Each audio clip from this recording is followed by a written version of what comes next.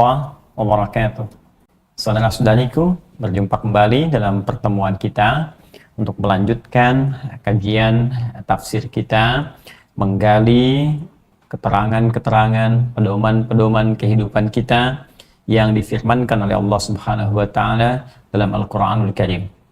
Sebelumnya saya mengajak pada diri saya dan kita semua, mari kita tingkatkan takwa kita kepada Allah Subhanahu wa taala seperti Allah berpesan dalam Al-Qur'an di surah Ali Imran itu ayat 102, ya ayyuhalladzina amanu taqullaha haqqa tuqatih wa la tamutunna illa wa antum muslimun.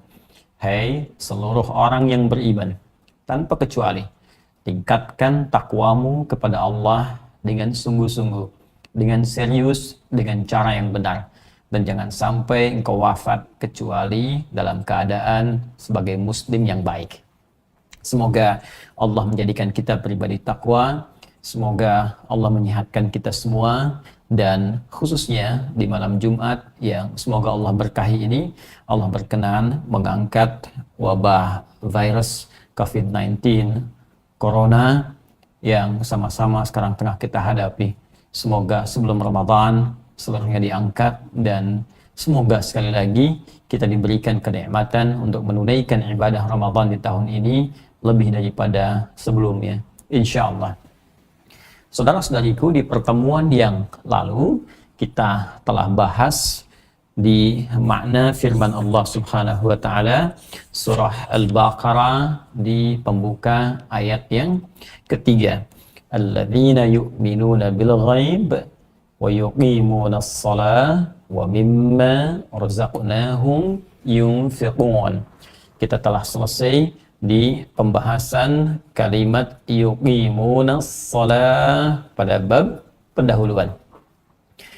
Sebelumnya saya ingin ingatkan bahwa rangkaian ayat-ayat sebelumnya memberikan gambaran kepada kita bahwa Al-Quran adalah kitab yang difirmankan oleh Allah, seluruh isinya berupa petunjuk untuk kehidupan kita, pedoman yang memudahkan segala langkah kita, pedoman menuju kebahagiaan dan kesuksesan, pedoman yang memberikan petunjuk ketenangan hidup bagi kita, pedoman yang bisa mengubah perilaku kita menjadi lebih baik, pedoman segala kemuliaan.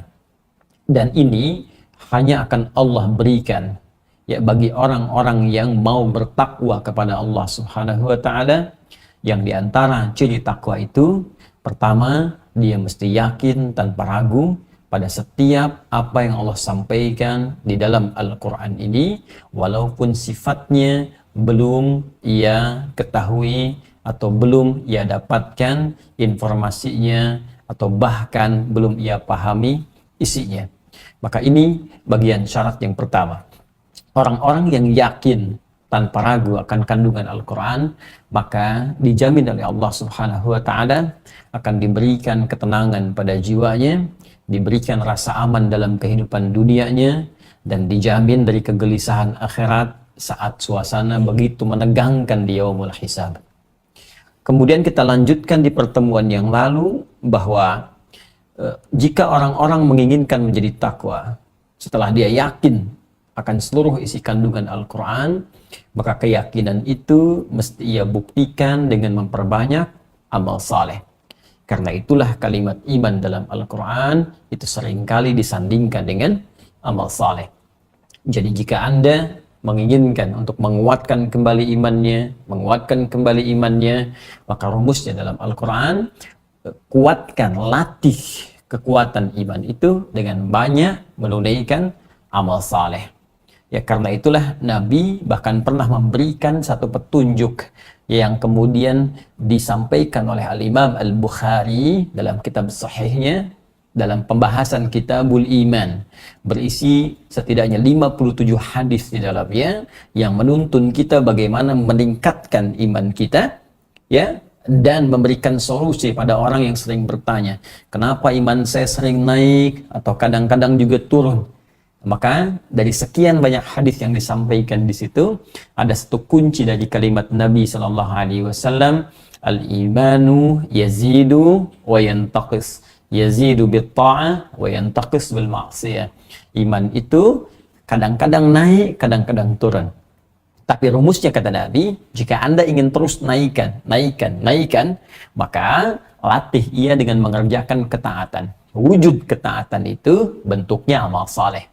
Karena itu seringkali dalam Al-Quran ketika disebutkan kalimat iman, baik bentuknya menggunakan kata kerja, fi'il, madhi'kah atau mudhari'kah, atau bentuknya menggunakan kata benda, isim, ya, isim fa'il misalnya, maka itu seringkali disandingkan dengan amal soleh setelahnya.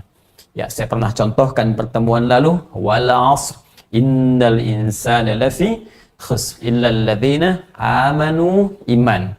Kata kerja bentuknya fi'il madhi, past tense. Disandingkan dengan amal soleh, wa amilus salihat. Baik, ya ayyuhalladzina amanu iman, kutiba alaikumus siyam. Amal solehnya puasa. Ya ayyuhalladzina amanu iman. Amal solehnya aufu bil uqud. La yaskhar qaumin qaum, la yaghtab ba'dukum ba'dha. Baik. Demikian pula ada yang sangat menarik yang belum kita bahas di pertemuan yang lalu, ya, maka pengertian terbaliknya. Nah, karena kalau kita uraikan di pertemuan yang lalu, setiap iman itu, ya, pasti bersanding dengan amal soleh. Ini rumusnya. Iman, ya, akan bersanding dengan amal soleh. Ya, amal saleh. Ingat kata Nabi, jika Anda ingin menguatkan iman, maka kerjakan amal saleh. Tapi iman ini bisa menurun dengan mengerjakan amal salah. Ya, yazidu wa yantaqis. Yazidu bit-ta'ah, iman akan naik dengan mengerjakan ketaatan, bentuk taat itu amal saleh. Wa yantaqis, dan ia akan turun, lemah iman itu, ya, bil maksiyah. Yazidu bit ta'ah wa yantaqis bil maksiyah, dengan mengerjakan maksiat. Maksiat itu ini, ya, bentuknya amal salah. Amal salah. Nah, jadi ini padanannya, lawannya. Jadi kalau orang banyak berbuat amal salah, lisan salah bertutur. Baik, maka karena lisannya sering berbuat salah, maka lisan itu sulit mengerjakan yang soleh. Karena itu, pengertian paling mudahnya begini, cara memahaminya. Orang-orang yang sering berkata salah, berkata-kata kotor, berkata dusta, sering mencela, maka untuk berkata yang soleh itu tidak mudah untuk dilakukan. Silahkan cek, orang-orang yang berkomunikasinya selalu menggunakan kata-kata yang kotor, itu berkata yang baik, itu seperti asing. Ya, demikian sebaliknya, orang-orang yang sering berkata baik, soleh, kalimat-kalimatnya lembut, kalimat-kalimatnya pilihan kosakatanya baik, itu untuk mengucapkan yang kotor, itu sulit dilakukan. Itu gambarannya. Karena itu ketika iman seringkali dilatih dengan ketaatan, wujudnya amal soleh, ya, maka ini akan berpotensi, satu, menguatkan iman, yang kedua, yang kita bahas di pertemuan lalu, akan berdampak kepada perubahan perilaku. Ya, karena semakin iman dilatih dengan amal soleh, maka sinyal imannya semakin kuat, sinyalnya. Ya, cahayanya nanti dalam hati ini yang kita bahas kemarin, ya, akan terpancar pada seluruh tubuh karena sering dilatih. Dilatih, maka ia akan masuk kepada mata, membimbing mata. Masuk kepada mulut, membimbing mulut. Masuk kepada tangan, membimbing tangan. Sampai ke ujung kaki. Ini yang menjadikan ketika amal solehnya banyak, cahaya imannya kuat, maka dibimbinglah tubuh untuk menjauh dari perbuatan maksiat, yang kemarin kita sampaikan fahsya dan mungkar, dan mendekat kepada perbuatan-perbuatan taat yang diridhai oleh Allah Subhanahu wa Ta'ala. Ini poinnya. Ya. Karena itu, ada yang sangat menarik di dalam Al-Quran disebutkan, perhatikan. Ketika iman dipasangkan dengan amal saleh, maka amal soleh pun saat dikerjakan, itu akan mendorong sinyal iman semakin menguat. Bahkan ada isyarat begini. Ada isyarat kalau kita ingin mengetahui parameter ukuran tingkat keimanan kita, maka silahkan dicek dengan amal solehnya. Ya. Tadi kan kita bicara begini, kalau ingin imannya kuat, tingkatkan amal solehnya. Maka pengertian terbaliknya, kalau kita ingin mengecek apakah iman sedang kuat atau lemah, maka cek di amal solehnya. Ya, lihat amalan-amalan kita. Tutur katanya, amalan lisan, amalan mata, amalan telinga, amalan tangan, sampai ke ujung kaki. Ini menunjukkan pertanda iman. Jelas ya? Nah, karena itu, kemarin kita telah belajar, kalau Anda bertanya, bagaimana cara kita melatih amal soleh, yang dengan latihan itu bisa menguatkan sinyal iman sehingga memberi petunjuk pada seluruh tubuh untuk berperilaku mulia. Maka Allah sandingkan dengan amalan pertama, mengawali dengan fisik kita terlebih dahulu. Ya, nanti ada amalan fisik, ada amalan di luar fisik seperti harta. Ya, sebelum kita keluar fisik, dari tubuh kita dulu. Maka dilatih dengan satu amalan yang tidak perlu mengeluarkan harta untuk mengerjakannya. Apa itu? Wa yuqimunas shalah. Ya, amalnya disebut dengan salat. Ini.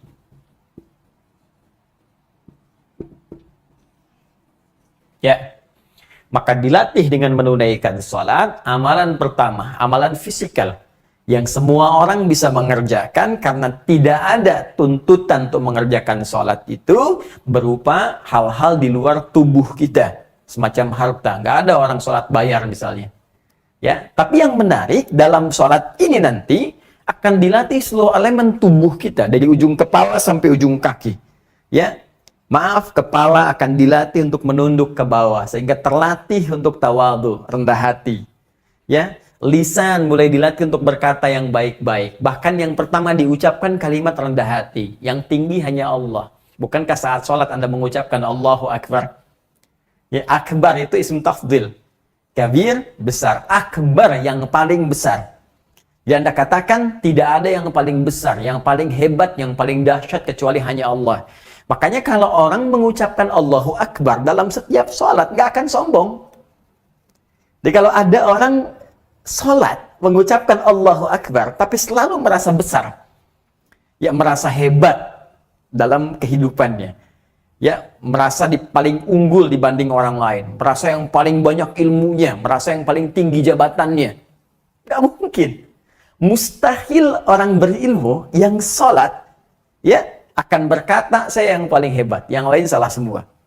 Mustahil pejabat yang sholat akan berkata saya yang paling kuasa, yang lain semua. Ya, yang lain lemah semua. Mustahil pedagang yang sholat akan takabur dengan hasilnya ketika dia menjadikan Allah sebagai Tuhan yang paling agung. Ini baru lisan. Ya, belum nanti sampai ke ujung kaki. Kaki kita dilatih untuk tunduk, ruku, sujud, dan seterusnya. Karena itu, amalan pertama untuk melatih kekuatan sinyal iman ini dimintakan oleh Allah menunaikan sholat supaya nanti sinyal iman kita itu semakin menguat dan memberikan pancaran kepada seluruh tubuh. Karena itu jadi apapun Anda sebagai hamba Allah dalam kehidupan, entah itu seorang pejabat, entah itu birokrat, entah itu pengusaha, ataupun ustadz, ataupun apa yang bisa kita kerjakan selama baik dalam kehidupan, sepanjang sholatnya benar, maka imannya akan memberikan petunjuk pada seluruh tubuhnya untuk berlaku baik dengan semua passion yang ia kerjakan dalam hidupnya. Jelas sampai di sini? Baik, ini amalan yang pertama. Ya, ini nanti bonusnya yang 5 kemarin yang kita sampaikan. Jika ini dikerjakan dengan baik, orang baik itu akan lebih mudah mendapatkan kemuliaan-kemuliaan di hadapan ia ataupun di masa depan yang bisa ia raih. Orang baik dekat dengan kesuksesan, orang baik dekat dengan kebahagiaan, orang baik dekat dengan ketenangan, orang baik dekat dengan kemuliaan. Kemarin yang telah kita bahas. Anda yang baru bergabung bisa dicek kembali pertemuan kita ya pada hari kemarin. Nanti Anda bisa dapatkan bonusnya dari hasil ini, ada kemuliaan yang bisa kita raih. Itu poinnya. Nah, yang belum kemarin kita bahas untuk melengkapi dulu mukaddimahnya, teman-teman. Maka dari itu, ada yang sangat menarik dalam Al-Quran, ketika panggilan amal soleh ini pun dikerjakan, ya, ada panggilan untuk meminta amal soleh dikerjakan, maka sinyal iman itu akan langsung merespon. Ya. Kalau tadi kita katakan orang yang sinyal imannya bagus, amal solehnya mulia. Sekarang terbalik nih. Karena ini bersanding, ini seakan-akan saling menguatkan begini. Ya, nyambung seperti ini. Jadi ini saling melengkapi, saling melengkapi. Energinya itu saling terpancar begini. Ya. Dan yang paling menarik, ketika panggilan mengerjakan amal soleh ini pun tiba, maka sinyal iman akan merespon. Ya. Di antaranya dalilnya apa? Yuk kita lihat Quran surah ke-8 Al-Anfal ayat yang kedua. Ya, di situ disebutkan kalimat iman, lalu disebutkan panggilan untuk mengerjakan amal solehnya. Innamal mu'minuna alladzina idza dzukirallahu wajilat qulubuhum. Ayo pelan-pelan. Masih ingat kemarin iman tempatnya ada di mana? Masih ingat? Di hati. Iman tempatnya ada di hati. Hati bahasa Arabnya kolbun. Ya. Yang bukan hati fisik ya. Ini hati tempatnya roh nanti. Ya. Jamaknya kulub. Ya, bentuk jamaknya, plural-nya kulub. Ini bentuk tunggalnya kalbun, jamaknya kulubun. Jelas? Orang beriman disebut mukmin. Kemarin telah kita bahas. Ini jamaknya disebut mukminun. Begini. Baik. Nah, sekarang mari kita lihat. Kata Allah, innamal mu'minuna. Sungguh, orang-orang beriman itu. Nah, disebutkan imannya. Alladzina, mereka semua tanpa batas. Ingat, kemarin telah kita bahas, 1080 kali disebutkan dalam Al-Quran. Baik laki-laki, perempuan, orang beriman itu, baik laki-laki, perempuan, tua, muda, besar, kecil, lintas batas, tidak ada sekat di dalam kehidupan sosialnya. Idza dzukirallahu, jika disebutkan nama Allah, idza dzukirallahu, dzukira, jika disebutkan nama Allah, disebutkan menggunakan kalimat zikir. Tuh. Masih ingat kemarin? Bukankah di antara amalan zikir itu salat? Dalilnya Quran surah ke-20. Quran surah ke-20 ayat ke-14. Ya, innani anallahu la ilaha illa ana fa'budni wa aqimis salata li dzikri. Tunaikan salat sebagai zikir kepadaku. Nah, maka orang-orang beriman itu kata Allah, kalau disebutkan zikir, kalimat menggunakan zikir, dipanggil untuk zikir, idza dzukirallahu, dipanggil nama Allah, disebutkan nama Allah, ya, wajilat qulubuhum, ada getaran, sinyal mulai naik dari jiwanya. Saya tanya pada Anda, kata Allah disebutkan nama Allah. Saya tanya pada Anda, bukankah setiap hari disebutkan nama Allah? Allah, Allah, Allah, Allah, Allah. Coba, masih ingat? Bukankah setiap hari kita dipanggil dengan disebutkan nama Allah lewat suara azan itu? Bukankah itu panggilan? Bukankah kalimat azan pertamanya disebutkan nama Allah? Allah, Allahu Akbar, Allahu Akbar, Allah. Dan berapa kali disebutkan? 5 kali dalam sehari. Ya, subuh, zuhur, asar, maghrib, isya. Dahsyatnya, sehari dibagi 5 waktu. Setiap pergantian waktu disebutkan terus nama Allah. Subuh selesai, muncul zuhur, siang. Disebutkan lagi nama Allah. Siang selesai, muncul sore, asar. Disebutkan lagi. Ya, dalam salat asar. Sore selesai, masa muncul maghrib, pembuka malam. Disebutkan lagi. Selesai maghrib, muncul malamnya, gelap. Disebutkan lagi kalimat Allahnya. Setiap waktu berganti disebutkan nama Allah. Dan kata Allah, orang beriman itu kalau disebutkan dipanggil untuk sholat, jangankan sholatnya, baru dipanggil sholatnya saja, sudah ada sinyal dari imannya. Ada rambatan di jiwanya. Makanya ada sebagian ulama mengatakan, kalau Anda ingin mengecek iman kita masih ada dalam jiwa, pancarannya kuat atau tidak, coba dengar panggilan azan untuk menunaikan sholat. Di situ ada ukuran yang paling indah tentang kualitas keimanan kita. Nih, mohon maaf ya. Kalau yang paling standar nih, jadi standarnya iman. Ya, jadi ini yang paling standar. Standar. Mohon maaf, tinggi tidak, rendah juga tidak. Yang paling standar. Yang paling standar itu yang pas disebutkan, pas ada sinyal. Di standar. Misal, ya, adzan subuh misalnya. Ya, subuh. Jam berapa adzan subuh tempat Anda? Oh ya, baik. Kita ambil pertengahan saja. Misalnya pertengahan 4, misalnya 35 lah.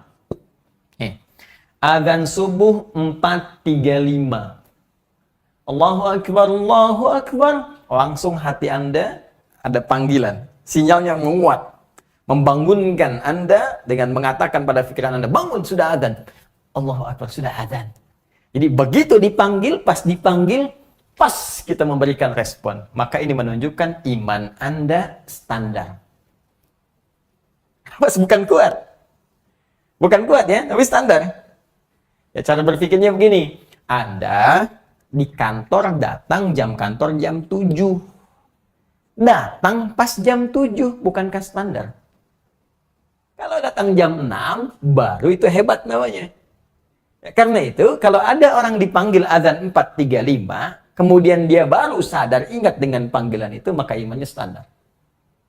Tapi kalau Anda dipanggil subuh 4.35, dan jam 4 sudah kepikiran sholat. Bahkan sebelum dipanggil sudah siap-siap. Belum waktunya subuh tiba, jam 4 sudah bangun. Ada yang jam 3 sudah bangun. Ada yang siap-siap dulu, warming up dengan tahajud dulu. Ada yang zikir dulu. Kata Allah itu ada ahli surga yang sedang berjalan-jalan di muka bumi. Ya, ilustrasinya demikian. Sedang beraktivitas di bumi. Siapa mereka? Orang yang bangun di pertengahan malam, terus dia sholat tahajud. Habis itu sebelum subuh, dia sibuk istighfar. Wabil asharihum yastaghfirun. Itu ada di Quran surah 51 ayat 15 sampai dengan ayat 18. Ya, Masya Allah. Sibuk istighfar, nungguin subuh. Padahal subuh belum. Dipanggil, tapi sudah bangun sebelum waktunya. Ini menunjukkan iman Anda sedang kuat. Ya. Baik. Hati-hati. Yang jangan sampai terjadi adalah bagian yang ketiga. Ya, sudah dipanggil, tapi masih belum sadar. Jam subuh panggilan 4.35, baru sadar 5.34. Nah, ini pun belum ingat sholat. Masih ingat yang lain misalnya. Maka hati-hati kalau sudah azan, Allahu Akbar, Allahu Akbar. Ada yang mengingatkan, akhi, sudah azan nih, tenang, baru azan, belum qomat. Awas tuh. Ini menunjukkan ada persoalan dalam iman. Karena itu cek. Di setiap hari itu, 5 waktu dicek. Subuh iman masih kuat belum? Ya, kemudian kalau subuhnya kuat, zuhur cek lagi. Jangan-jangan subuh kuat, zuhur lemah. Awas hati-hati. Zuhurnya lemah, asar lebih lemah lagi. Yang paling dahsyat, jangan sampai terjadi apa yang dikhawatirkan Nabi SAW. Ada orang yang paginya beriman, sorenya kufur. Atau yang sorenya iman, paginya kufur. Waliyadzubillah, kita berlindung pada Allah Subhanahu wa Ta'ala. Ini poin yang kita coba garis bawahi dulu di sini. Ya, jelas teman-teman sekalian? Ini gambarannya. Jadi, jangan kita melihat sholat itu kewajiban saja, tidak. Sholat itu adalah parameter keimanan. Sholat itu kunci segala kemuliaan. Sholat itu adalah ukuran bagaimana Allah bisa memberikan segala hal yang mungkin kita harapkan dalam kehidupan. Teman-teman yang bergabung pada saat ini, ya, baik yang di Indonesia ataupun yang di luar, saya dapat juga gambaran ada yang dari Amsterdam, ada yang dari beberapa tempat. Ya, sekali lagi, sholat tidak mengenal sekat. Anda yang di Paris, di Hong Kong, di Jepang, ingat, tidak mengenal sekat. Begitu tiba waktunya, maka berlaku kaidah iman yang telah kami paparkan. Nah, karena itu, orang-orang beriman itu mendapatkan penilaian tidak biasa dalam Al-Quran. Termasuk di ayat ini. Ya, mari kita lihat. Sebelumnya, Anda tarik nafas dulu. kurang lebih 10 detik.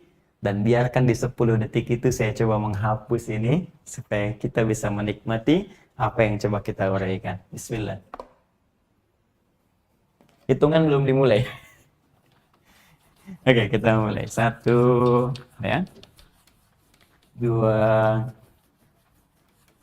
3, 4, 5, 6, 7, 8, 9, 10. Saya mohon izin untuk berbagi. Ya, saya tidak bermaksud mengajari, saya mohon maaf. Saya hanya ingin berbagi saja. Saya mohon izin untuk berbagi satu cabang ilmu, ya, dalam gramatikal bahasa Arab, turunan di ilmu nahwu, namanya ilmu i'rab. Ya, i'rab itu nanti untuk mengetahui posisi sebuah kalimat dalam struktur, ya, kalimat bahasa Arab. Ini posisinya apa? Bagaimana kedudukannya, dan ini sangat berpengaruh kepada makna. Jadi perubahan harakat dalam posisi sebuah struktur kalimat itu akan mempengaruhi terhadap makna. Kita berada di ayat ketiga Al-Baqarah, ya. Alladzina yu'minuna bil ghaib. Bil ghaib. Saya coba i'rab yang ini dulu. Ini. Karena yang lainnya nanti ataf mengikuti. Ya. Ini alladzina. Jadi kita pakai ilmu i'rab dulu. Ya. Alladzina ismun mausulun mabniun 'alal fathi fi mahalli satu. Paham? Tidak, nanti kita terangkan. Ismun mausulun, isim mausul, kata sambung, konjungsi, ya, yang akan menerangkan kalimat sebelumnya. Mabniun 'alal fathi, yang dibangun kalimat ini dengan harakat fathah di ujungnya. Nih, alladzina, nah, ya, di harakat ujung. I'rab itu melihat harakat ujung. Mabniun 'alal fathi, dibangun dengan harakat fathah di ujungnya, ya. Fi mahalli, kedudukannya, posisinya satu bisa jarrin. Fi mahalli jarnin, ya, badal. Min al-muttaqin, hudal lil muttaqin. Ini satu. Atau yang kedua, fi mahalli jarnin na'tun lil muttaqin. Ya. Paham? Tidak. Tunggu sebentar. Nanti saya terangkan belakangan. Atau bisa juga yang ketiga, fokus baik-baik. Alladzina bisa berarti juga di sini khabar. Ya, khabar. Dari mubtada hum. Ya. Manal muttaqin hum, humul ladzina. Baik. Bisa berarti nasab, nasab. Dari kalimat amdah, amdahul ladzina yu'minun. Amdah alladzina. Nasab. Bisa berarti juga, ya, mubtada. 5, mubtada. Mana khabarnya? Ayat kelima. Ulaika ala hudam min rabbihim wa ulaika humul muflihun. Ulaika. Nah, jadi kalau teman-teman belajar ilmu nahwu nanti ada yang Arab.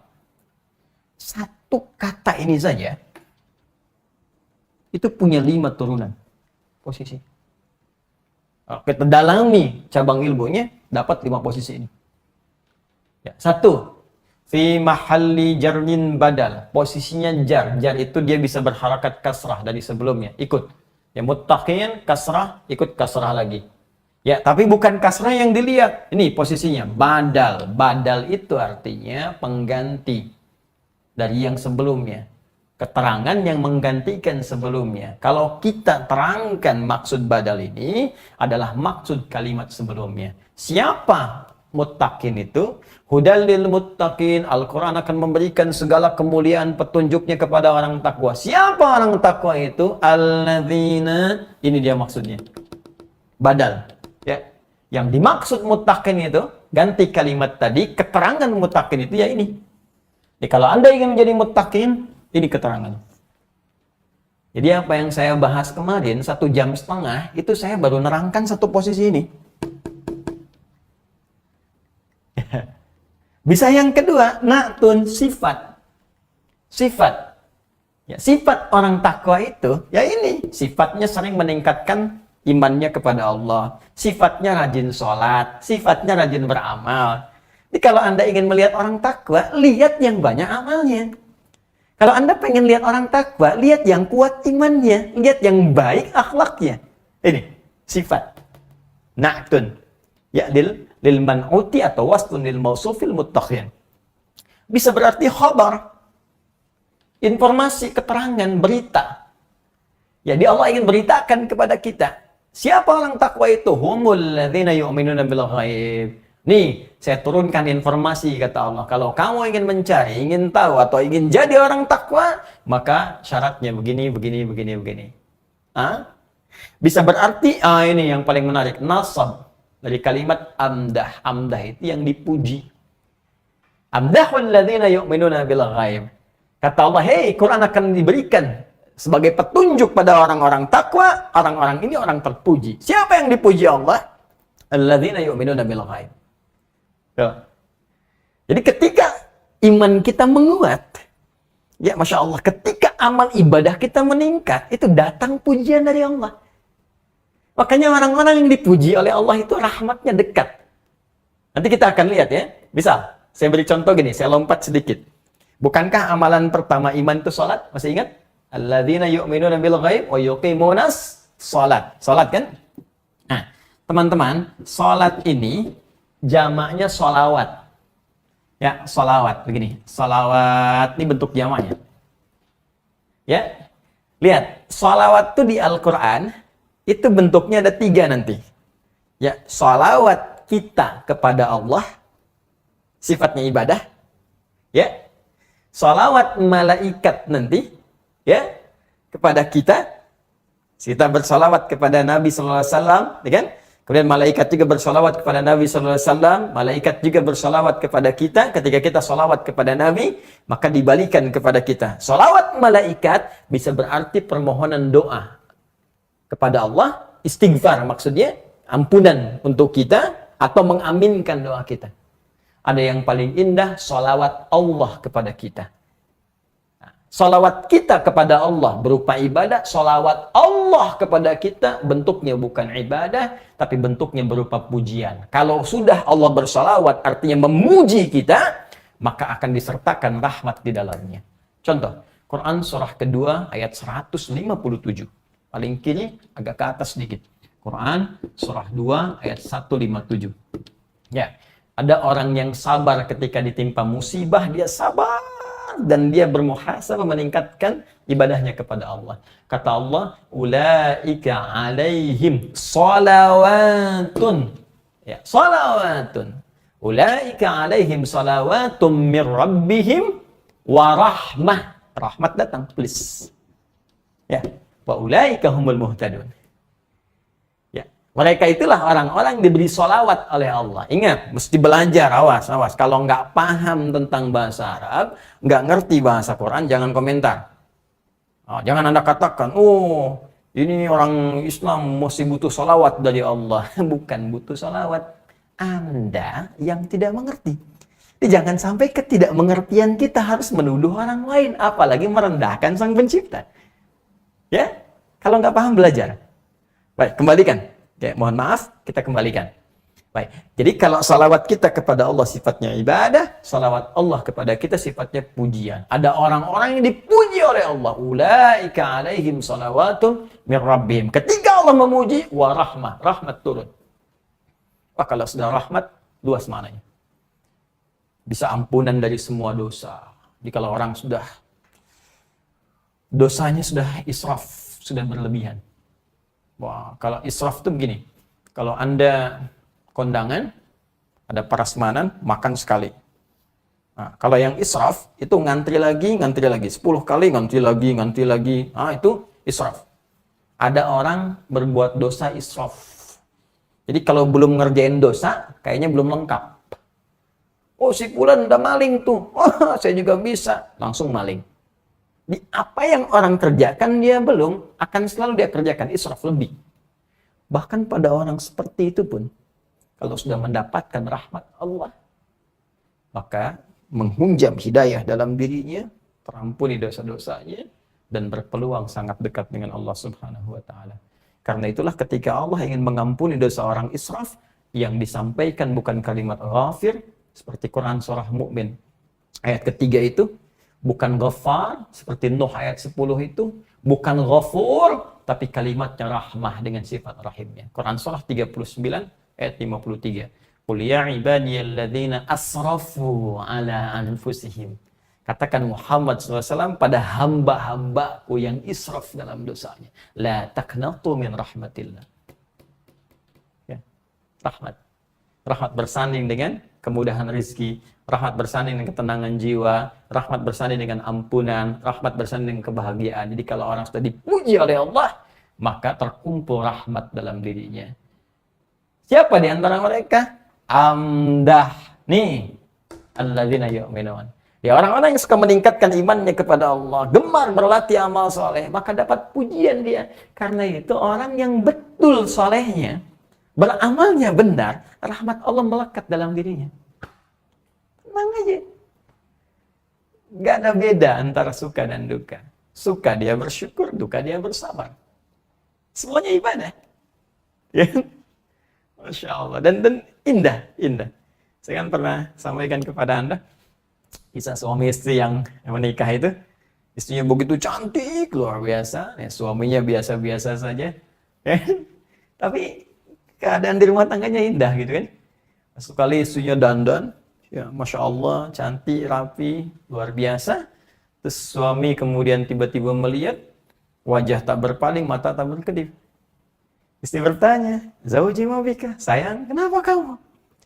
Ya, kata suaminya, wallahi, demi Allah, saya bersyukur Allah menjadikan engkau sebagai pasangan saya dengan segala pesona yang kau miliki. Masya Allah. Apa jawab istrinya? Alhamdulillah zauji, ya kunna fil jannah. Alhamdulillah sayang, kita semua insya Allah akan ada di surga. Suami bingung, oh kok bisa begitu? Kata istrinya, kamu bersyukur dianugerahi Allah dengan pesona yang Allah titipkan kepadaku, aku bersabar dengan keadaan yang Allah titipkan darimu untukku.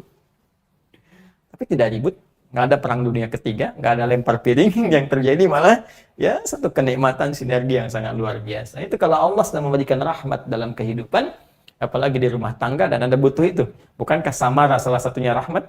Ya, sakinah, mawaddah dan rahmat. Nih, Anda.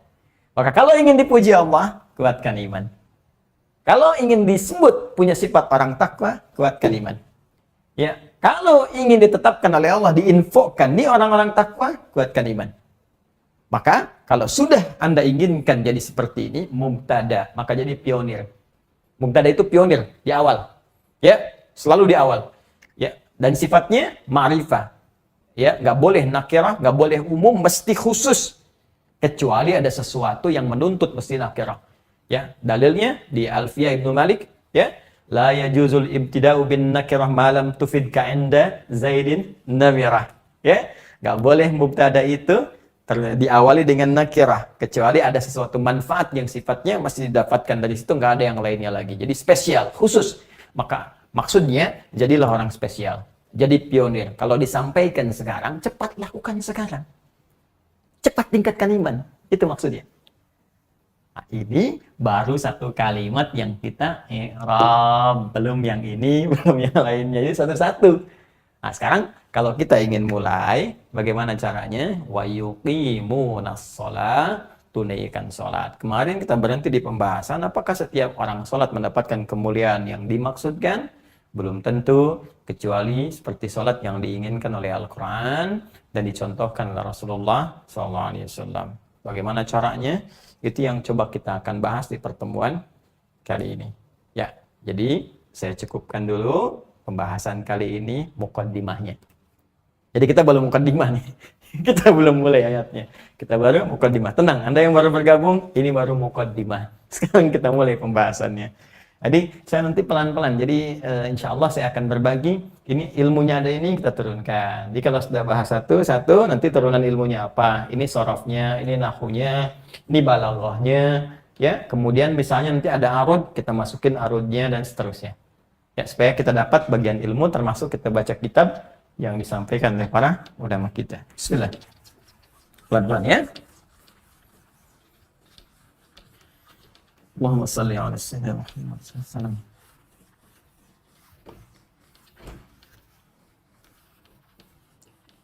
Baik, mari kita sambungkan. Jika kita ingin meningkatkan iman kepada Allah, menjadi pribadi yang mendapatkan segala kemuliaan yang dijanjikan, maka kita diminta menunaikan salat sebagai amalan pertama. Allah berfirman, wa yuqimunas salat.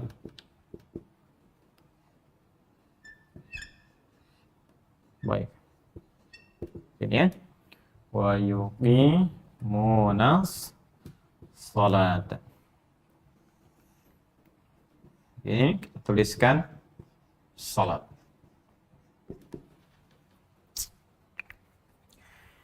Pelan-pelan. Amalan pertama yang dimintakan oleh Al-Quran untuk dikerjakan, untuk menguatkan iman, menunaikan salat. Sekarang kita punya persoalan. Satu, kita dapati tidak sedikit orang menunaikan salat, tapi tidak memiliki sifat-sifat yang diterangkan dalam Al-Quran ataupun yang dirinci oleh hadis-hadis Nabi SAW. Ya, seperti pernah kita uraikan, orang sholat pasti baik. Karena sholatnya bisa merangsang sinyal imannya muncul dan membimbing dia untuk terbebas dari perbuatan keji dan mungkar. Inna sholata tanha 'anil fahsya wal munkar. Tapi kenapa kita sering saksikan ada beberapa orang menunaikan sholat tapi nggak bebas dari perbuatan keji dan mungkar? Bahkan ada yang paling menarik nih. Ini yang Allahu Akbar. Saya tak tahu bagaimana mencari kata untuk melukiskannya. Ada orang dalam sholat pun masih berbuat mungkar. Ya, Allahu Akbar. Yang satu takbir, begitu sedang takbir, satu mundur, sendal orang ambil. Tas orang ambil. Kotak infak gondong. Kan ada sesuatu yang salah gitu. Ya, korupsi masih jalan. Ya, berbuat maksiat jalan. Ini yang paling aneh. Nggak pernah tadinya bahkan sholat, begitu di sidang pakai peci, mulai pakai kerudung, mulai pegang tasbih, mulai macam-macam. Ya, tapi yang paling menarik kalau ada perubahan, alhamdulillah. Tak ada perubahan, itu yang aneh. Apa yang terjadi? Kata Allah, sholat bikin tenang. Ada orang sholat nggak tenang juga. Kata Allah, orang sholat bahagia, dia sudah sholat nggak bahagia. Kata Allah, orang sholat baik, dia sudah sholat nggak baik. Apa yang salah? Baik. Ada yang coba kita lihat, barangkali sholat yang ditunaikan tidak seperti yang diisyaratkan dalam Al-Quran, dicontohkan oleh Nabi Sallallahu Alaihi Wasallam. Mari kita bahas dulu. Sebelum kita baca kitab, saya akan terangkan dari sudut bahasa Al-Qurannya dulu. Baik. Pertama, mari kita lihat kalimat as-salah. Saya mulai dari sini dulu. Ya, ini ada dua kalimat. Kita turunkan waw, kita satukan ke sini. Jadi ini satu, ini dua. Saya mulai dari sini dulu. Kalimat as-salah itu oleh Allah Subhanahu wa taala difirmankan dengan menggunakan alif lam ini. Jadi ada salat, ada as-salah, itu berbeda. Kalau saya tuliskan begini, misal tanpa alif lam. Salat. Ya. Atau nanti ada yang menulis begini.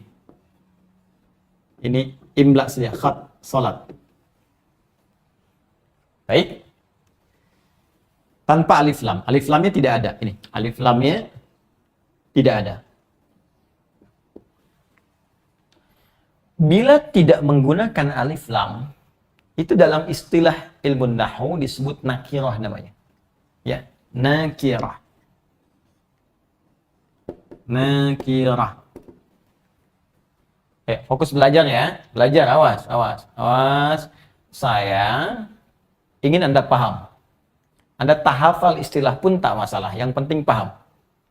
Ya, kalau ingin cepat paham, jangan banyak main TikTok. Ya, tinggalkan yang nggak penting dulu. Ini sedang kita fokus, sedang ada masalah, tetap aja yang nggak penting dikerjain. Ya, dah simpan dulu yang kayak gitu. Ya. Mohon maaf ya, tapi harus saya ingatkan supaya kita bisa fokus. Baik, lihat sini. Kalau tanpa alif lam, ini disebut nakirah. Bermakna sesuatu yang umum, general. Umum. Kalau sudah umum, dia punya sifat khas. Sifat khasnya yaitu bebas, terbuka. Bebas. Pengajian umum, pengajian bebas, terbuka, siapa saja bisa datang. Toilet umum, toilet bebas, siapa aja bisa masuk situ. Hah? Anda di rumah dituliskan toilet umum, ya siapa aja masuk ke rumah Anda. Ya, tapi kan toilet umum tempatnya di terminal, tempatnya mungkin di mall, tempatnya tempat terbuka. Dia punya sifat bebas. Jelas? Kalau menggunakan alif lam, maka alif lam ini memiliki beberapa fungsi. Ada di antara fungsinya istighraq. Ya, istighraq. Istighraq. Ini. Menunjuk sesuatu yang luas, cakupan, dalam hal cakupan. Ya. Luas, holistik sifatnya, menyeluruh. Ya. Contoh, alif lam dalam kalimat Alhamdulillahi Rabbil Alamin. Surah Al-Fatihah. Alhamdulillah. Alhamdulillah. Maka fungsi istighraq ini diartikan dengan segala, semua. Segala. Semua, tercakup semuanya. Segala itu kan semua, nggak satu pun nggak dicakup. Semua benda yang ada di ruangan ini, kumpulkan. Maka semua tanpa kecuali. Segala yang ada di alam ini milik Allah. Maka semua tanpa kecuali. Nah, kalau kita gabungkan ke sini, cara menerjemahkannya, alnya istighraq diartikan segala semua. Alhamdulillah, semua pujian, segala pujian. Lillah, cuma punya Allah. Jadi kalau semua sudah kita katakan punya Allah, kita sebutkan 17 kali dalam sehari. Mesti 17 kali, awas. Orang mengucap ini mesti 17 kali. Kalau 16 kali, berarti sholat subuh Anda cuma 1 rakaat. Kita ucapkan 17 kali. Alhamdulillah, semua punya Allah. Semua pujian punya Allah. Kalau Anda katakan semua pujian karena Allah, semua pujian punya Allah, lantas kenapa Anda masih ingin dipuji? Dan kenapa Anda mesti mengambil bagian dari pujian itu? Nah, ini yang dimaksud istighraq namanya. Jelas? Semua. Kita simpan dulu. 2, ini yang paling populer. Ada alif lam yang berfungsi ma'rifah, ta'rif. Alif lam at-ta'rif. Atau disebut ma'rifah. Ma'rifah itu lawan dari nakirah langsung. Jadi kalau nakirah maknanya umum, maka ma'rifah maknanya khusus. Kalau ini punya sifat bebas, kalau ini punya sifat terikat. Ya, ada ketentuannya, ada aturannya, tidak bisa bebas. Nah, kalau sudah paham tentang ini, karena tanpa ini jadi nakirah lawannya khusus, ya, atau ma'rifat, maka alif lam yang masuk pada kata sholat itu lebih tepat dipahami dengan alif lam ta'rif atau ma'rifah. Kalaupun menggunakan istighraq bisa, semua sholat itu sifatnya mesti khusus. Jadi kalau nggak ada alif lamnya, ya, nih misal perintah sholat dalam Al-Quran yang bermakna ibadah, ya, bukan bermakna umum berupa doa saja, bukan, tapi bermakna ibadah, dibuka dengan takbir, ditutup dengan salam, tidak menggunakan alif lam misalnya atau sifat yang nakirah, maka ini artinya bebas. Silahkan. Ya, kalau di luar Al-Quran ada kalimat begini misalnya, wa yuqimuna sholah, tidak ada alif lamnya, maka Anda silahkan tunaikan sholat dengan bebas. Mau cepat silahkan, lambat silahkan. Ya, khusyuk silahkan, tidak silahkan, itu tanpa alif lam. Tapi sepanjang ada alif lamnya, ini menunjukkan sholat yang diperintahkan bukan sholat biasa. Sholat yang diikat dengan aturan tertentu. Sholat yang punya ketentuan, yang telah ditetapkan. Anda melanggar ketentuannya, bisa tidak diterima sholatnya. Anda keluar dari ketentuannya, bisa tidak sah sholatnya. Kalau sudah tak sah sholatnya, maka mustahil bisa meraih apa yang dijanjikan sebelum-sebelumnya. Karena itu, saking pentingnya alif lam ini, pernah terjadi aplikasi alif lam yang dicontohkan oleh Nabi, bahkan langsung di masa Nabi SAW. Kisah ini terdapat dalam kitab Al-Bukhari, Sahih Al-Bukhari dan Muslim. Ya, misal di Sahih Muslim, nomor hadis 397. Ya. Kalau nomornya berbeda, karena mungkin cetakan buku Anda dengan saya bisa berbeda, maka cari rawinya, sahabat Abu Hurairah. Abu Hurairah. Ya. Abu Hurairah kan banyak hadisnya. Cari kisah tentang Khalad bin Rafi Az-Zurayaqi. Khalad bin Rafi Az-Zurayaqi.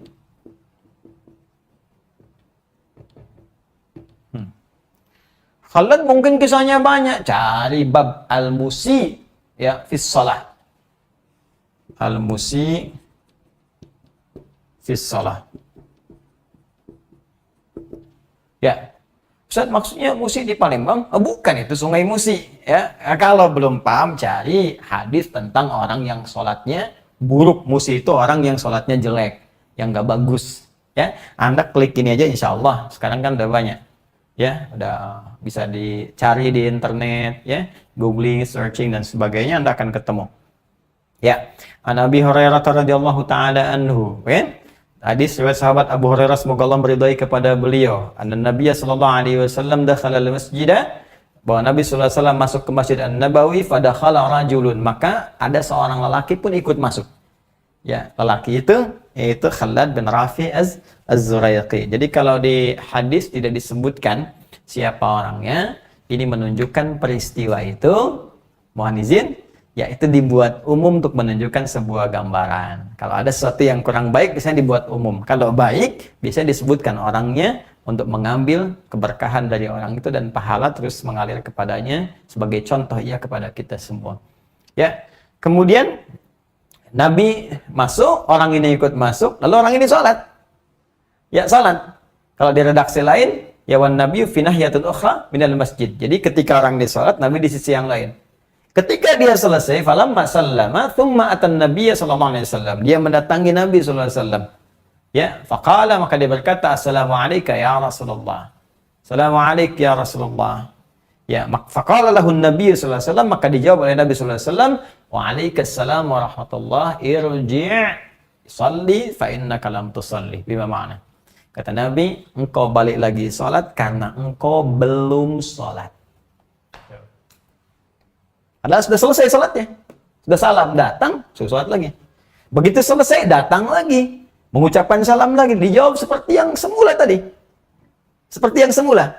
Kata Nabi, wa alaikassalam wa rahmatullah, irji' salli fa innaka lam tusalli. Kamu salat lagi. Sampai 3 kali dia. Begitu yang ketiga dia baru sadar. Ini pasti sholat saya terlampau bebas. Saya belum tahu nih aturannya. Belum mengerti, ada yang nggak benar dalam sholat saya. Maka dia berkata, ya Rasulullah, bima makna ma uhsinu ghairah. Ya Rasulullah, saya nggak bisa lebih baik lagi. Kemampuan saya sampai di sini. Alimni, mohon ajarkan aku. Apa aturan-aturan yang belum aku ketahui, sehingga sholatku dipandang mesti diulang. Tuh. Baik, maka diajarkanlah oleh Nabi Sallallahu Alaihi Wasallam prinsip-prinsip dasar dalam salat yang bisa menjadikan salat kita benar. Bahkan yang paling menarik dimulai dengan kalimat pembuka yaitu wudu. Kata Nabi, idza qumta ila shalah. Idza qumta, Nih, menarik. Sudah ya, saya hapus dulu ya.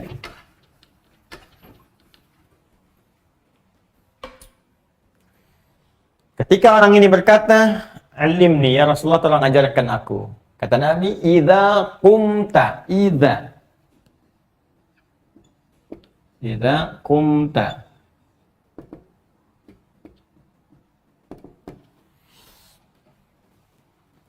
Idza apabila qumta engkau mendirikan dengan sempurna. Ya. Jadi qama yaqumu. Qama. Ingat, qama. Ya, bukan titik. Qama, panjang bacanya. Qama. Qama itu berdiri tegak sempurna. Ya, kalau aqama membuat kita tegak sempurna. Sempurna. Jadi kalau orang Arab itu ingin menyebut sesuatu yang sempurna itu diilustrasikan dengan sikap berdiri yang tegak sempurna. Ya, makanya dulu waktu saya kecil itu ada latihan pramuka itu ya. Nah, ada sikap sempurna. Ya, sikap sempurna. Berdiri tegak, jangan goyang kanan, goyang kiri, depan, belakang, tegak sempurna. Kakinya bahkan teratur.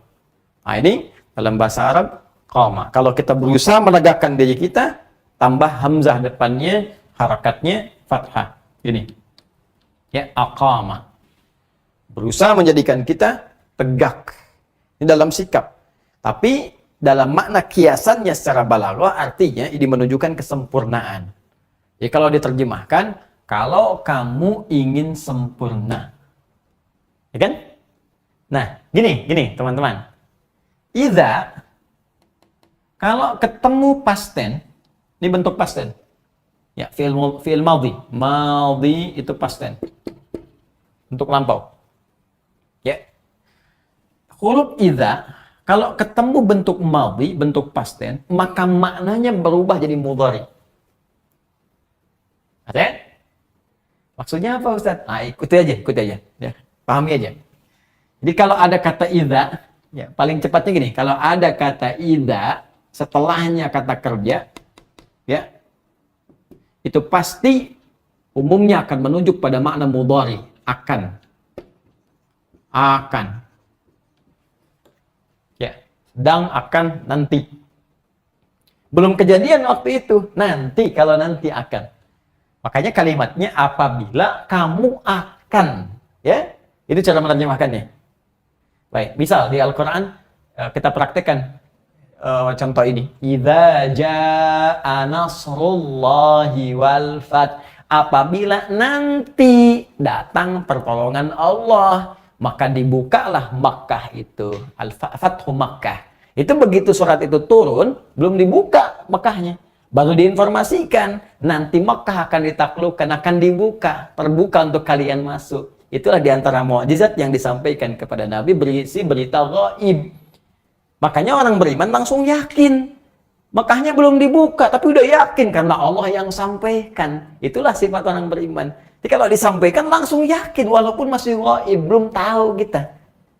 Nah, itu idza bertemu dengan fi'il madhi. Ini Nabi mengatakan, idza qumta, kalau kamu nanti akan menyempurnakan sholat. Idza qumta ila sholat, kalau kamu akan menyempurnakan sholat.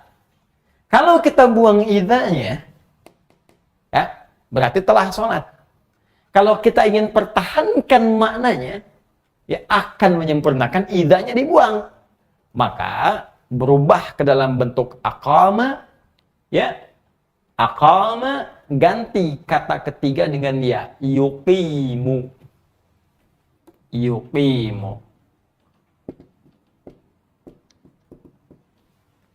Plus, kalau cuma satu orang, yuqimu, dia akan menyempurnakan.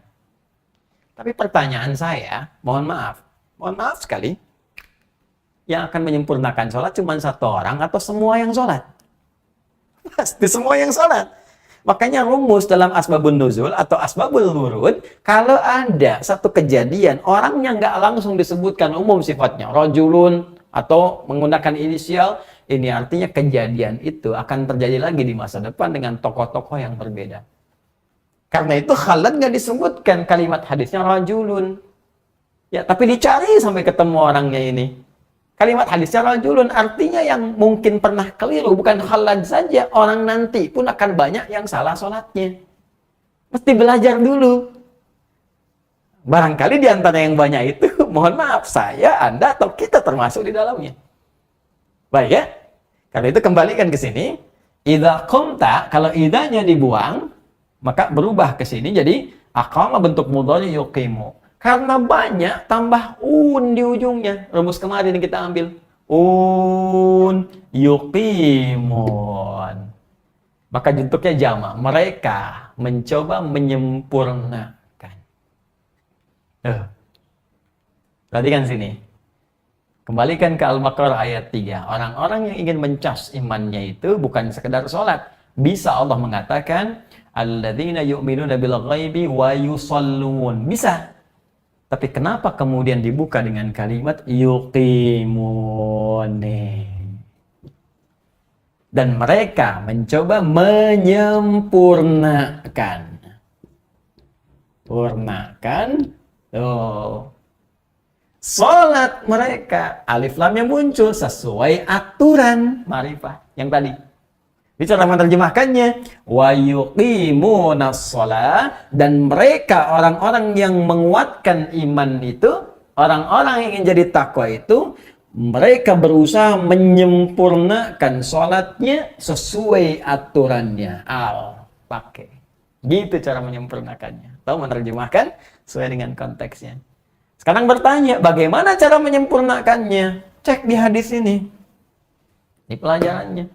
Kata Nabi, idza qumta ila shalah, jika kamu ingin coba menyempurnakan salat, pertama asbighul wudu. Betulkan wudunya, sempurnakan wudu, maka belajar wudu dengan benar.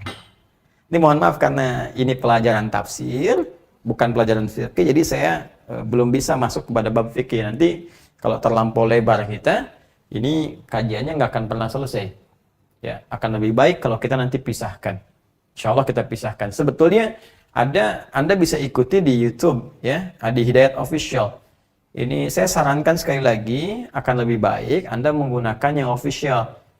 Ya, karena nanti ada yang suka ngambil potongan-potongan terus ditampilkan, kadang-kadang watermarknya juga dihilangkan dan sebagainya. Jadi terambil sepotong-sepotong dan saya tidak bertanggung jawab. Jadi kalau yang ini saya bisa lihat kadang-kadang ada teman-teman memantau di komentar, ada pertanyaan, saya bisa lihat. Nanti kita jawab, ada yang langsung kita telepon, permintaan, kadang langsung kita sampaikan. Ya tidak harus kita publikasikan juga untuk menjaga niat kita. Ya, supaya tetap dalam koridor ridha Allah Subhanahu wa taala, sesuai usaha kita. Ya, kembali ke sini. Nah, teman-teman nanti bisa lihat di pelajaran kami misal yang di Masjid An-Nur Tanah Kusir itu membahas tentang sholat dari awal sampai dengan terakhir. Di kajian teman-teman musyawarah ya, itu juga yang saat di-upload itu insya Allah ada bab tentang sholat. Jadi Anda sambil berjalan saja ya, nanti insya Allah kalau saya waktunya lebih luang, saya akan mulai coba berikan pelajaran spesifik khusus seperti ini tentang fikih sholat. Di poinnya, kalau ingin sempurna, sempurnakan wudhu. Nah, jadi nanti teman-teman belajar fikih wudhu yang betul. Qurannya dibuka. Apa kata Qurannya? Quran surah ke-5 Al-Maidah kan ayat ke-6 itu ayatnya. Terus hadisnya apa turunkan tentang wudhu. Ya, pelajari baik-baik air yang digunakan, berapa yang pokok yang dibasuh, tambahannya bagaimana, sempurna seperti apa, sempurnakan ini. Ya. Yang paling menarik, Nabi menyebutkan wudhu dulu sebelum sholatnya. Padahal orang itu sudah sholat, Khalad tadi. Ada yang berkomentar begini, ketika wudhu disebutkan pertama kali sebelum sholatnya, ini menunjukkan boleh jadi salahnya bukan hanya di sholatnya, tapi sudah dimulai dari wudhunya. Dan ini menunjukkan orang yang keliru wudhunya, sudah kemungkinan besar akan berdampak pada salah sholatnya. Silakan aja cek. Orang wudhunya terlampau terburu-buru, takut. Kadang-kadang yang kepala harus dibasuh ini cuma rambut misalnya. Ya kan? Itu pasti sholatnya juga berpengaruh. Kadang pengen cepat selesai, kadang macam-macam, kadang nungguin imam dulu sebelum ruku, atau nunggu ruku baru dia takbir langsung ruku misalnya kan, dan sebagainya. Nah, ini cek ya, jadi nanti masuk kepada bab wudu, pelajari dengan baik termasuk hikmah-hikmahnya. Kemudian sumastaqbilul qiblah, menghadap ke arah kiblat. Belajar menghadap kiblat, kiblat itu apa? Ya. Kiblat, kalau sedang di Mekah kemana, kalau di luar Mekah kemana, jangan sampai salah menghadap, ya kan? Kecuali kalau memang tak tahu sama sekali. Tentukan dulu. Ya, kiblat kita arahnya Masjidil Haram, Ka'bah. Ya. Apa dalilnya? Quran surah kedua Al-Baqarah ayat 144. Ya, paling kiri sebelah bawah di mushaf. Qad nara taqalluba wajhika fis sama' falanuwalliyannaka qiblatan tardaha fawalli wajhaka syatral masjidil haram. Kalau sedang jauh, kalau di area Masjidil Haram ke arah Ka'bah, ya kan? Pastikan pas ke situ. Makanya di area Ka'bah bulat-bulatnya itu semua area safnya menghadap ke Ka'bah. Itu sebagai awas kiblat ya. Kiblat itu acuan, bukan objek sembahnya. Awas jangan keliru. Salah kalau menjadikan itu sebagai objek sembah, itu bukan. Itu kiblat. Beda antara objek sembah dengan kiblat. Yang kita sembah Allah Subhanahu wa taala. Kiblatnya supaya kita semua rapi, ya, indah terlihatnya, nyaman menunaikan, maka ada kiblatnya. Baik. Walaupun apa buktinya bukan itu yang disembah, walaupun Ka'bahnya nggak tahu kemana, kita bisa menghadap Allah yang menemukan kita. Itu yang disebut di Quran surah kedua Al-Baqarah ayat 115. Ya, paling kiri di pertengahan di mushaf. Walillahil masyriqu wal maghrib fa aina ma tuwallu fa thamma wajhullah. Bukan fa thamma wajhallah tapi fa thamma wajhullah. Milik Allah timur dan barat. Kalau Anda sedang menunaikan sholat tak tahu di mana kiblat, nggak ngerti, lihat posisi matahari nggak paham, menghadap ke arah yang Anda yakini, Allah menemukan kita. Allah yang tahu kita menghadap dan sah sholatnya. Sah. Ya, bahkan ditegaskan wa maka Allahu liyudhi'a imanakum. Kalaupun engkau salah kiblat karena keyakinanmu, tetap diterima karena imanmu yang yakin dan menunaikan salatmu itu. Itu di Al-Baqarah ayat 143 itu. Nah, jadi teman-teman sekalian, ini sekaligus bantahan karena dulu ada pernah begini. Ada kelas ini aneh juga nih, ya. Saya punya adik kelas dulu, dia masuk lewat beasiswa kedokteran. Saya tak perlu sebutkan kampusnya, tapi sangat menarik. Masuk di kedokteran, tapi dapat pelajaran pluralisme. Ya, bukan pluralitas, beda antara pluralitas dengan pluralisme, tidak. Ya, kalau pluralitas, ya kita menghormati keyakinan orang lain. Jangan ganggu. Ingat, kita punya ketentuan yang indah. Lakum dinukum waliyadin. Kita hormati orang lain. Silahkan. Dalam konteks kehidupan bermasyarakat, hormati keyakinan orang. Jangan paksa, bahkan saat memaksa berdosa. La ikraha fid din. Fadzakir innama anta mudzakir lasta alaihim bimusaitir. Jadi orang Islam itu udah khatam dengan toleransi, nggak usah diajarin. Ya. Karena sudah khatam dengan itu. Jadi kalau ada yang menyalahi, ya dosa dia. Jelas ya? Nah, tapi kalau mengatakan semua agama sama, menuju pada Tuhan yang sama, caranya beda-beda, nah, itu yang keliru. Ya. Itu sudah agama baru itu. Saya katakan itu agama baru. Ya, karena semua yang berkeyakinan pasti yakin yang dia yakin itu yang paling benar. Diwajar kalau orang Islam meyakini Allah Tuhan saya ini yang paling benar. Wajar. Karena setiap yang yakin akan mengakui yang dia yakin itu yang paling benar. Makanya kita menghargai keyakinan orang. Tinggal masing-masing bertanggung jawab kepada Allah Subhanahu wa taala saat dia berpulang. Apa yang dia dapatkan dalam janjinya? Ya, kita nggak perlu paksa orang. Cuma kalau orang bertanya tentang Islam, kita jelaskan. Tentang ketuhanan begini, ya, tentang ibadah begini. Kalau Anda menerima dengan hati yang bening, silahkan bisa bersyahadat. Ya, kembalikan kepada Anda. Tapi kalau Anda memilih pun tetap dalam keyakinan Anda, tetap bersaudara dalam kehidupan dunia, bisa saling tolong-menolong dalam kehidupan dunia, cuma masalah akhirat, kita mempertanggungjawabkan masing-masing pribadi kita. Indah. Ya? Tapi kalau Anda campur adukan, itu yang keliru, itu sudah keyakinan baru. Itu orang aneh, paling aneh semuka bumi. Semua dianggap sama. Karena itu, mohon maaf kalau kita kembalikan ke sini, kisah saya tadi itu ada yang mengatakan begini. Ya, kalian orang Islam sama aja dengan yang lain, nyembahnya kan batu juga. Ka'bah kan batu, yang lain juga ada batu, yang lain benda juga. Nah, ini bayangkan anak-anak pesantren baru keluar masuk fakultas umum dijejaki yang demikian. Dengan logika-logika yang dipelesetkan. Nah, maka bagaimana cara menjawabnya? Kita katakan, jangan lupa Ka'bah itu bukan objek sembahan, itu kiblat. Orang itu mengatakan, yang lain ini juga kiblat. Kita berbeda, sekalipun Ka'bahnya tak kita temukan, takwahnya tidak tahu, Ka'bahnya bahkan tidak ada, tetap yang kita sembah hanya Allah Subhanahu wa taala, walaupun Ka'bah tak diketahui arahnya atau bahkan tidak ada sama sekali, tapi Allah yang menemukan kita. Jadi kita tidak bergantung kepada Ka'bahnya. kita bergantung kepada Allahnya, hanya ini menunjukkan bagaimana serasinya kita beribadah menghadap pada satu arah yang sama. Itu poinnya. Jelas. Ya, kalau ketemu orang liberal, jangan banyak pakai dalil, terlalu capek. Ya, balikan dengan logika yang sederhana. Saya pernah ditanya orang liberal, Ustaz, bukankah sholat itu mencegah perbuatan keji dan mungkar? Ya, saya bilang. Oh, kalau gitu saya nggak perlu sholat lagi ya. Wah, ini ada keangkuhan tuh. Ya, ekspresinya juga gitu.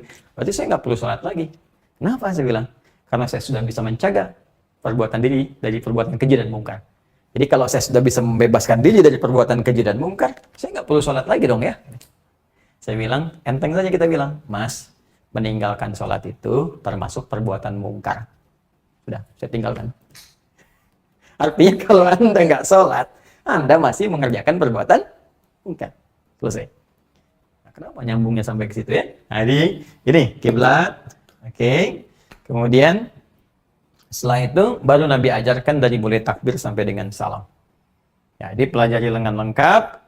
Ya, poinnya kalau kita belajar tafsir, poin tafsirnya adalah jika Anda ingin menunaikan sholat, jangan sholat sembarangan. Tunaikan dengan sempurna, caranya pelajari setiap aturan-aturannya. Itu poinnya. Ya. Nah, kalau mau lebih dalam lagi, lebih tinggi lagi, nanti ayat-ayatnya banyak.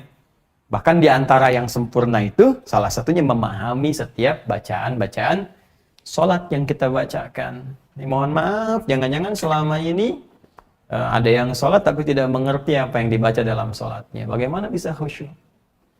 Ruku nggak paham yang dibacakan, sujud nggak ngerti yang diungkapkan, bagaimana bisa khusyuk? Ya? Baik, ini wayuqimunas shalah. Maka orang yang ingin meningkatkan imannya supaya dia naik tingkat menjadi orang takwa, dia berusaha menunaikan amalan dengan sempurna sesuai dengan aturannya. Baik, kita baca sebentar keterangan ulama kita di tafsir sehingga tidak ada kesan bahwa kita hanya menyampaikan lewat pemikiran-pemikiran pribadi. Tidak ya, kita punya sanad-sanad yang insya Allah bersambung kepada keterangan Rasulullah SAW. Insya Allah. Wa yuqimunas shalah, adapun yang dimaksud dengan kalimat wa yuqimunas shalah. As-salatu fil lughati ad-du'a. Ya, salat secara bahasa dalam pengertian ya etimologi ad-du'a bermakna doa. Jadi memiliki makna doa. Karena itu isi salat dari awal sampai akhir isinya semua doa. Ya. Ya, silakan Anda dari takbir ya dibuka dengan takbir, begitu dibuka langsung doa. Ya, iftitah Allahumma ba'id baini wa baina khataaya ya tawajjahtu wajhi alladzi fatara samawati wal arda seterusnya. Allahu akbar kabir, ada 9 lafaz di situ. Doa. Ya, Al-Fatihah doa. Ya, Al-Fatihah doa. Ya, coba. Bahkan di sini ada kalimat menarik. Kalau Anda buka salah satu hadis qudsi diriwayatkan oleh sahabat Abu Hurairah radhiyallahu taala anhu, hadis Nabi sallallahu alaihi wasallam qala Allahu azza wa jalla. Allah berfirman dalam hadis qudsi, qasamtu shalat baini wa baina abdi. Aku bagi salat dua bagian antara aku dengan hambaku. Wali abdi ma sa'al. Dan kalau benar hambaku mengerjakan bagiannya, aku akan kabulkan, berikan apapun yang ia minta saat itu. Ya. Lalu apa yang Allah ucapkan dalam hadis qudsi? Idza qala al-'abdu alhamdulillahi rabbil alamin. Ini dimulai ketika hamba mengatakan alhamdulillahi rabbil alamin. Qala Allah azza wa jalla, maka Allah menjawab, hamadani 'abdi, hambaku sedang memujiku. Wa idza qala ar-rahmanir rahim, jika hambaku berkata ar-rahmanir rahim, qala Allah azza wa jalla athna 'alayya 'abdi. Allah menjawab, hambaku sedang menyanjungku. Wa idza qala al-'abdu maliki yaumiddin, kalau hamba berkata maliki yaumiddin dalam salatnya, qala Allah azza wa jalla, Allah menjawab, majjadani 'abdi, hambaku sedang mengagungkanku. Wa idza qala al-'abdu iyyaka na'budu wa iyyaka nasta'in, kalau hamba berkata dalam salatnya iyyaka na'budu wa iyyaka nasta'in, qala Allah azza wa jalla, maka Allah menjawab, hadza baini wa baina 'abdi. Di titik ini aku akan penuhi antara bagianku dengan bagian hambaku. Wali 'abdi, kalau hambaku benar salatnya sampai di titik ini, sampai kalimat tadi, masa'al, apapun yang ia minta saat ini, aku akan kabulkan. Tuh. Karena itu, Al-Fatihah itu bagian dari doa. Doa. Coba ya. Baik, iftitah, doa. Fatihah, doa. Surat, doa. Ruku, doa. Ya, ruku doa. Subhana rabbiyal azim, subhana rabbiyal azim bihamdi, subhanakallahumma bihamdika Allahumma ighfirli. Ya, tidak doa. Ya, Rabbana walakal hamd, sami'allahu liman hamidah, Rabbana walakal hamd. Ila samawati wal ardi, ya, wal ma syi'ta min syai'in ba'd. Doa.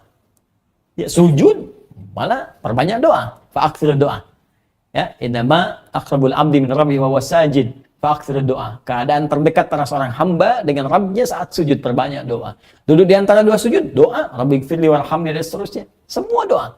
Karena itu secara bahasa salat disebut dengan doa. Ya, di antara syahidnya, buktinya adalah firman Allah di Quran surah At-Taubah, surah ke-9 ayat 103. Ketika Allah meminta kepada Nabi sallallahu alaihi wasallam untuk mendoakan, ya, orang-orang sekitaran Nabi sallallahu alaihi wasallam, khususnya yang mau berzakat, berderma dengan hartanya. Ya, khudh min amwalihim shadaqatan tutahhiruhum wa tuzakkihim biha.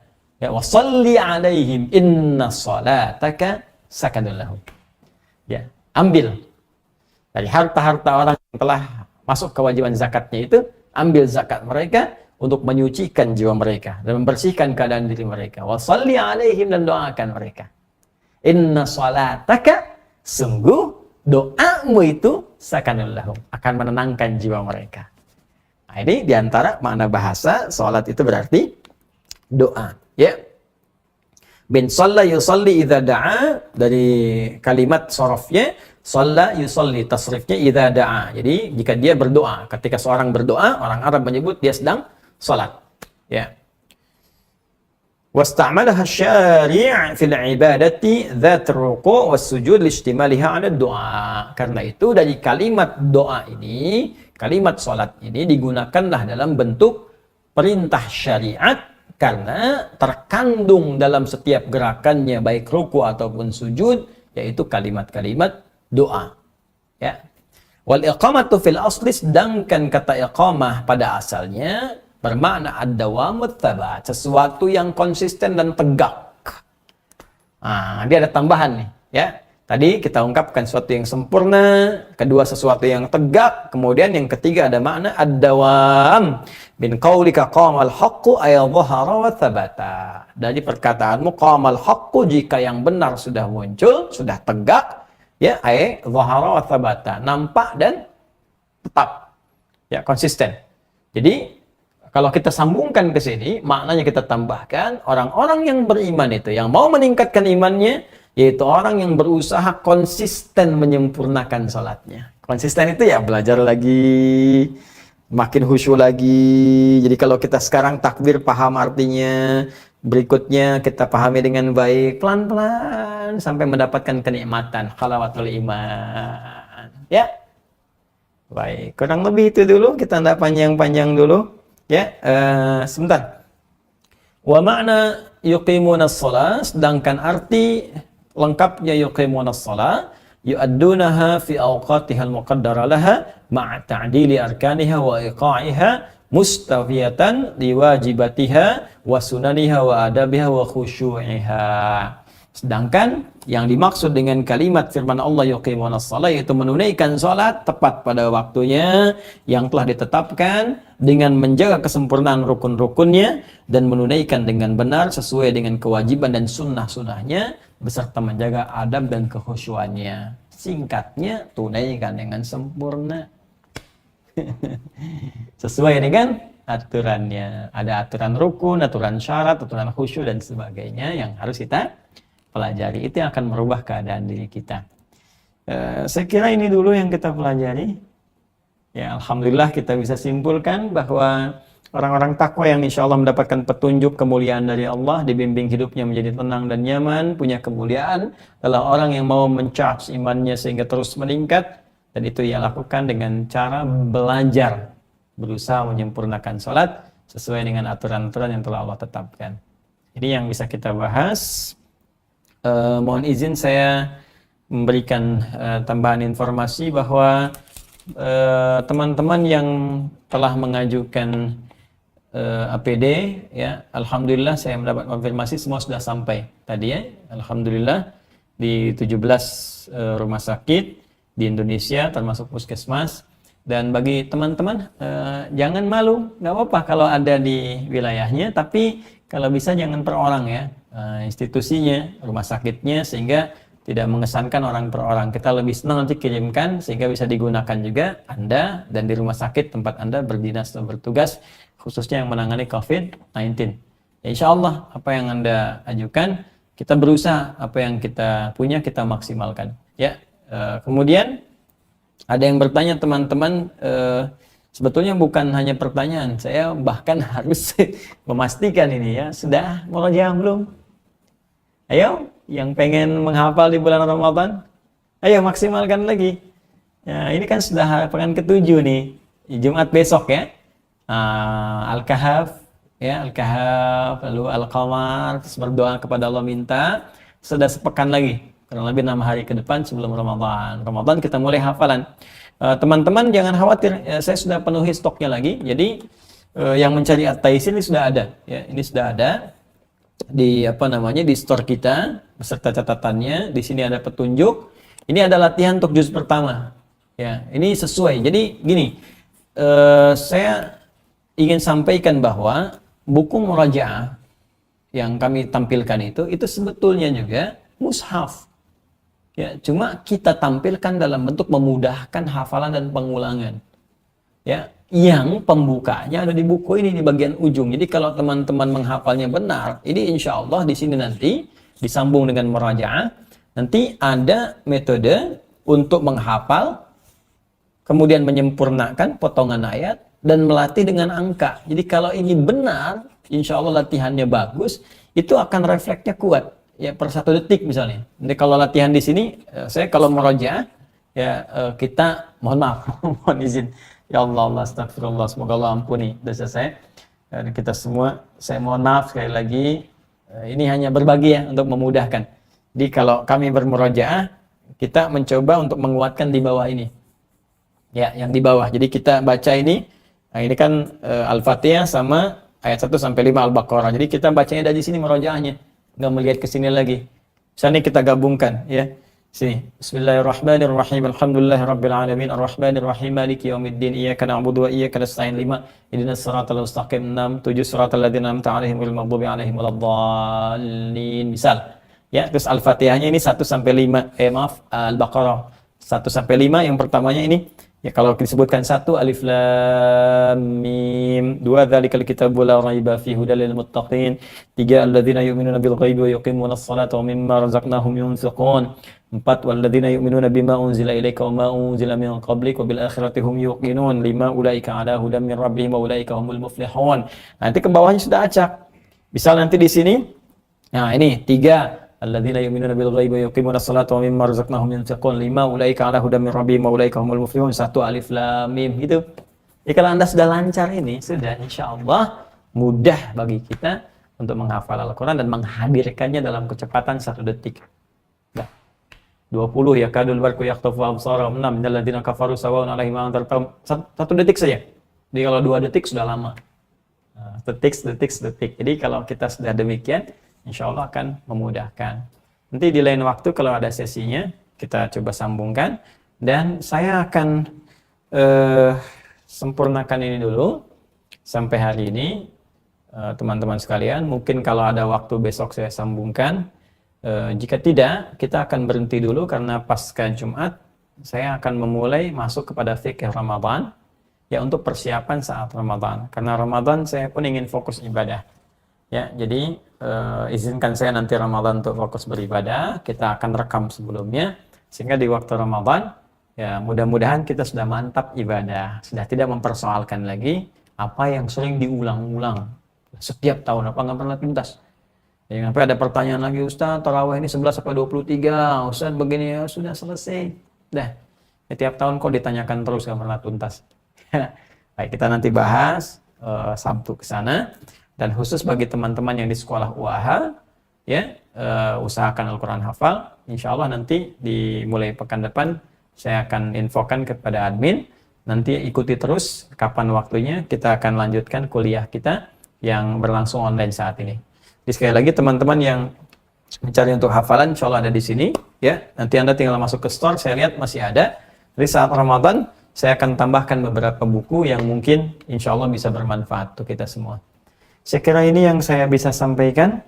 Dan besok insya Allah saya menepati janji saya untuk teman-teman di Malaysia, ya untuk warga Indonesia, dimanapun sebetulnya yang sekarang sedang diuji, ya di Malaysia, ada di New York, ada di mana-mana, kita bersabar, ya, sinergi, koordinasi dengan pemerintah kita, perwakilan di sana, terus teman-teman, kalaupun mungkin pemerintah ada keterbatasan, nggak terjangkau, kita yang bergerak sama-sama, sehingga kita bisa meringankan beban semua, ya terutama bagi umat Islam. Kita punya banyak hadis yang mengatakan bahwa kita satu tubuh, ya. Al mu'minu lil mu'mini kal bunyan yasuddu ba'duhu ba'dan. Mukmin satu dengan yang lain bagaikan satu bangunan yang saling menguatkan. Bahkan riwayat lain bagaikan satu tubuh, idza ishtaka minhu udwan, kalau satu terasa sakit yang lainnya merasakan. Ini kita praktekkan. Di hadisnya sudah ada, kejadiannya tiba, tinggal bagaimana prakteknya kita meyakini hadis itu dan mengamalkannya.